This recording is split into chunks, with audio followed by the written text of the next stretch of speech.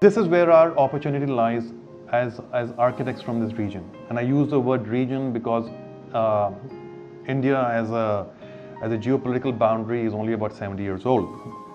The strength of architecture and design from this region has come from the fact that it has evolved over thousands of years in response to an incredible paucity of resources.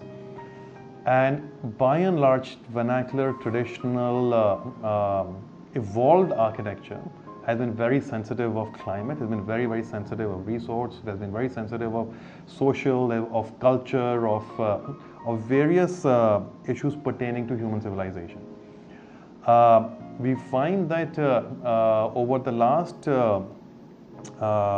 several decades, since energy became prolific, we have moved away from an architecture by and large, and design has moved away from the fact that resources are not unlimited. And we think that this is a great opportunity to reinvent a new form, a new paradigm, if you may, which relies on the wisdom of the past with the technology of the current to create a vision of the future. And in that context, looking at closed loop, unplugged systems at a systemic level. So it's not really only about, if one were to take the example of net zero energy, it's not only really about creating a product that offsets its energy consumption because it consumes less energy due to good passive design by renewables, but it's also about where did the materials come from. And when that piece of architecture or design or product cease to be of use, how does it disintegrate back into the environment without causing a load on the environment? So what is really its full life cycle? And during the life cycle, how does it really perform?